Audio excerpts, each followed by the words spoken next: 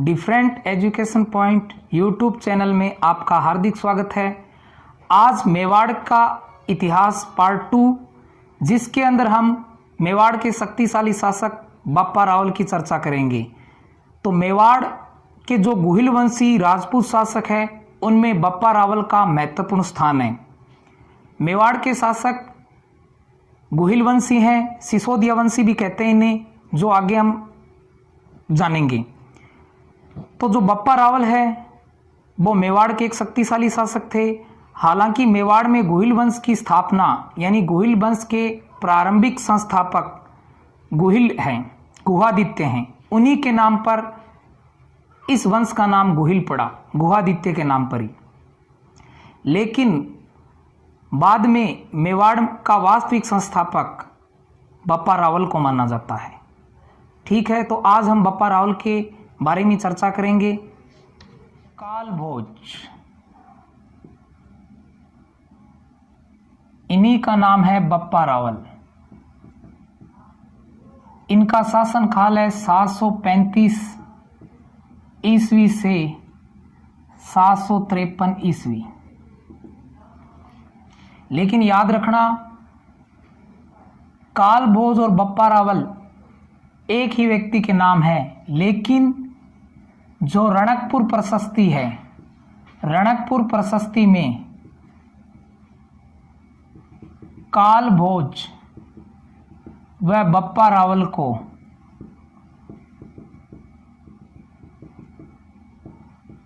अलग अलग व्यक्ति बताया गया है। यानी काल भोज है, इन्हीं का नाम बप्पा रावल है, लेकिन जो रणकपुर प्रशस्ति है उसमें काल भोज व बप्पा रावल को अलग अलग व्यक्ति माना है, अलग अलग व्यक्ति बताया है। ये भी हमें ध्यान में रखना है। सीधा प्रश्न बनता है कि काल भोज व बप्पा रावल को किस प्रशस्ति में अलग अलग बताया गया है, तो वो है रणकपुर प्रशस्ति। बप्पा रावल है गुहिल के यानी गुहादित्य, गुहादित्य के नाम पर ही हमने पिछली वीडियो में देखा कि गुहिल वंश नाम पड़ा था। तो गुहादित्य के 191वें वर्ष, गुहादित्य के 191वें वर्ष यानी 713-14 ईस्वी में बप्पा यानी काल भोज का जन्म ईडर में हुआ। इनके पिता महेंद्र दित्य थे और ये ईडर के शासक थे। ठीक, यहां तक आपको बात समझ में आ गई। बप्पा रावल है, ये काल भोज का ही नाम है और रणकपुर प्रशस्ति में इनको अलग अलग नाम से संबोधित किया गया है कि ये अलग अलग नाम के व्यक्ति हैं। ठीक है, लेकिन बाकी सभी में इन्हें एक ही व्यक्ति मानना है, काल भोज और बप्पा रावल को। तो जो गुहादित्य है, जिन्होंने गुहिल वंश की जो नींव है मेवाड़ में डाली थी, इनके 191वें वर्ष में यानी 713-14 ईस्वी में बप्पा रावल का जन्म ईडर में हुआ और इनके पिता थे, ये ईडर के शासक थे, यानी ये महेंद्र दित्य के उत्तराधिकारी थे, उनके पुत्र थे।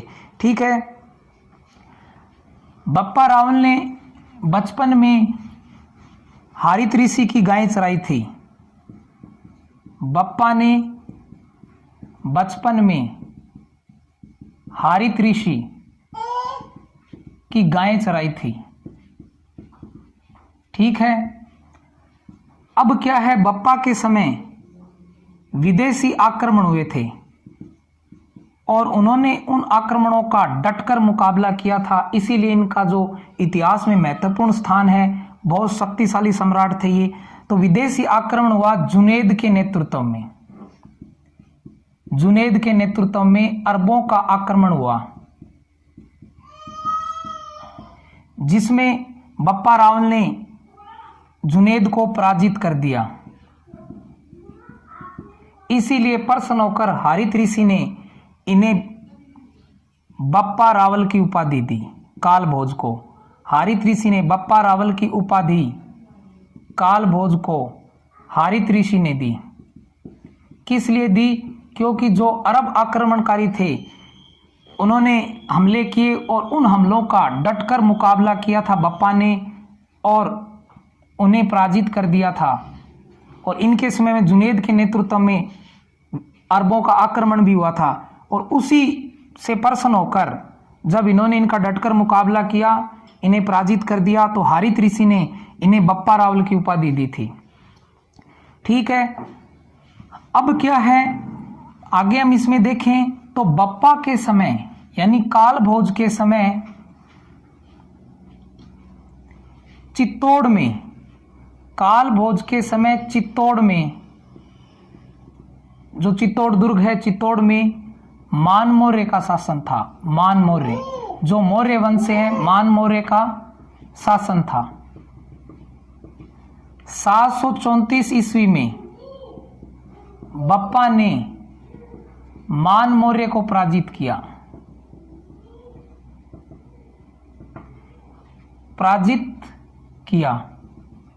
ठीक है, यानी चित्तौड़ है उसमें इनके समय में मान मौर्य का शासन था और 734 ईस्वी में बप्पा ने आक्रमण करके मान मौर्य को पराजित किया।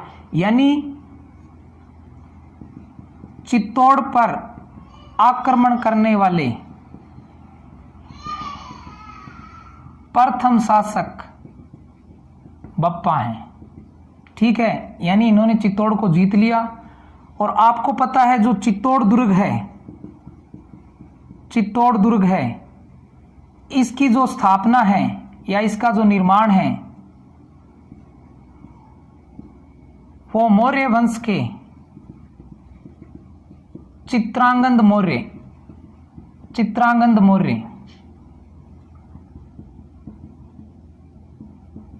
मौर्य ने किया था। यानी चित्तौड़गढ़ दुर्ग है, इसका निर्माण मौर्य वंश के जो शासक है चित्रांगद मौर्य ने किया था और उसी के वंशज थे मान मौर्य और इनको पराजित किया था बप्पा ने। और ये जानकारी कहाँ से मिलती है कि भी बप्पा ने चित्तौड़ पर विजय पाई? ये जानकारी मानमोरी शिलालेख से मिलती है, मानमोरी शिलालेख से, कि बप्पा ने चित्तौड़ पर विजय पाई थी, मान मौर्य को हराया था। ये जानकारी मानमोरी शिलालेख से मिलती है। ठीक है, यहां तक आप समझ गए। अब देखते हैं हम इसमें आगे।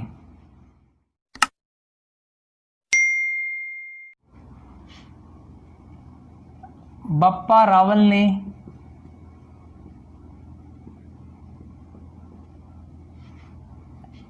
मेवाड़ की प्रथम राजधानी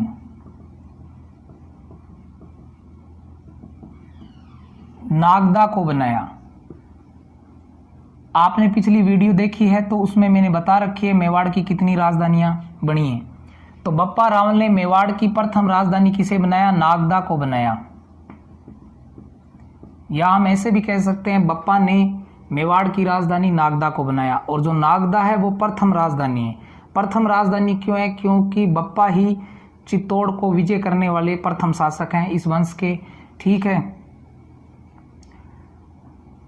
बप्पा ने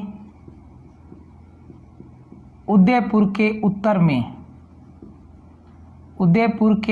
में कैलाशपुरी में एकलिंग जी का मंदिर बनवाया।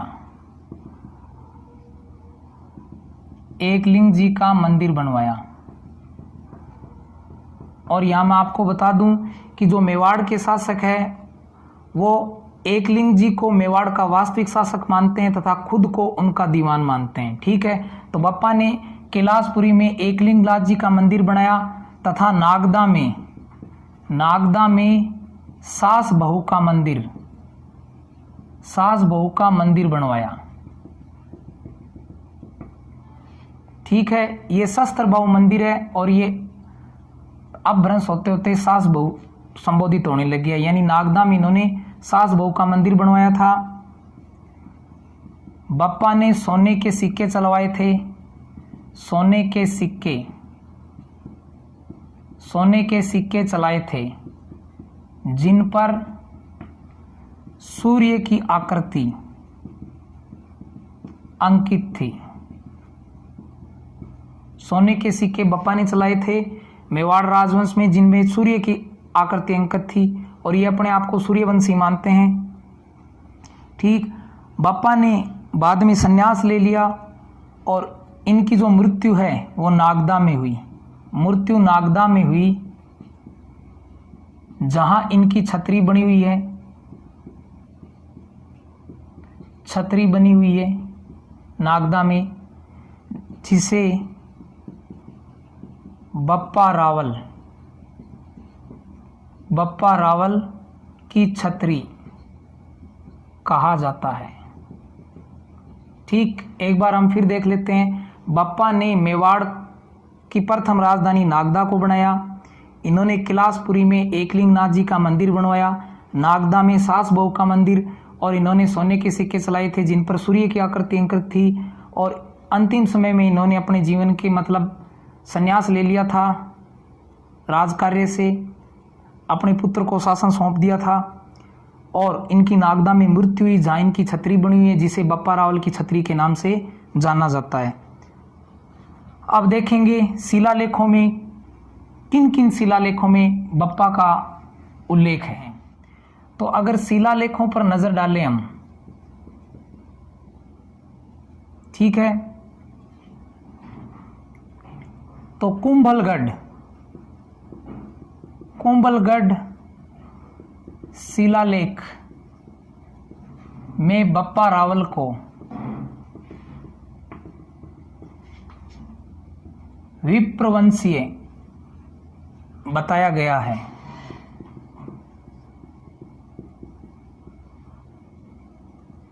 रणकपुर प्रशस्ति या रणकपुर शिलालेख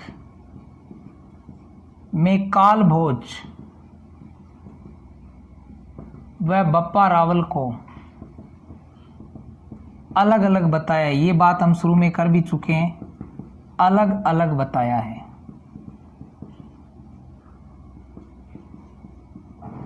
कीर्ति स्तंभ प्रशस्ति या कीर्ति स्तंभ शिलालेख में भी बप्पा का वर्णन मिलता है।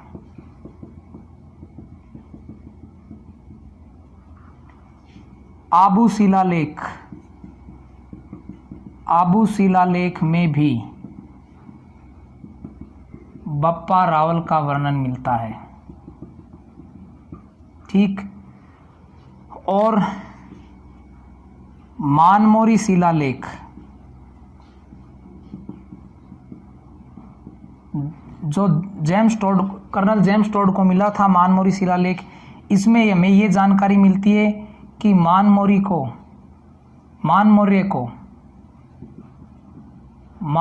को बप्पा ने पराजित किया था। और इंग्लैंड जाते समय कर्नल जेम्स टोड ने इसे समुद्र में फेंक दिया था। किस शिलालेख को? मानमोरी शिलालेख को कर्नल जेम्स टोड ने इंग्लैंड जाते समय समुद्र में फेंक दिया था। हम देख रहे हैं शिलालेखों में बप्पा रावल का वर्णन। तो कुंभलगढ़ शिलालेख में बप्पा रावल को विप्रवंशीय बताया है। रणकपुर जो शिलालेख है या रणकपुर जो प्रशस्ति है उसमें काल भोज व बप्पा रावल को अलग अलग बताया है। कीर्ति स्तंभ में भी बप्पा रावल का वर्णन है। आबू शिलालेख में भी बप्पा रावल का वर्णन है। और जो मानमोरी शिलालेख है जो कर्नल जेम्स टोड को मिला था, इसमें हमें यह जानकारी मिलती है कि बप्पा रावल ने चित्तौड़ के शासक, मौर्य वंश के जो शासक थे, मानमौर्य अंतिम शासक, इनको पराजित किया था। और इंग्लैंड जाते समय कर्नल जेम्स टोड ने इस शिलालेख को समुद्र में फेंक दिया था। ठीक है, अब हम आगे जानेंगे अलट के बारे में। हम बात करेंगे अलट की। अलट, इन्होंने आलू रावल की उपाधि धारण की थी।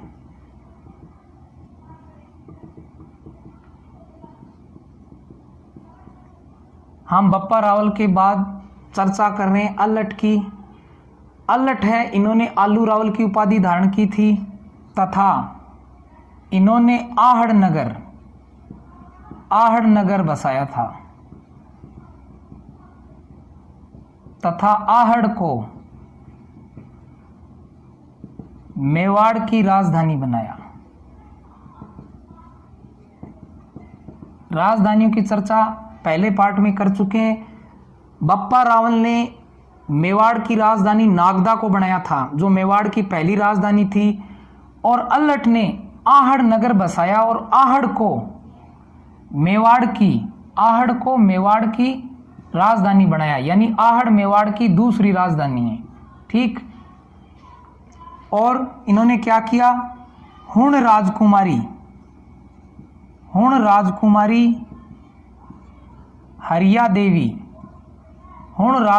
हरिया देवी से विवाह किया। हुण राजकुमारी हरिया देवी से विवाह किया। इस विवाह को राजस्थान का प्रथम अंतर्राष्ट्रीय विवाह कहते हैं।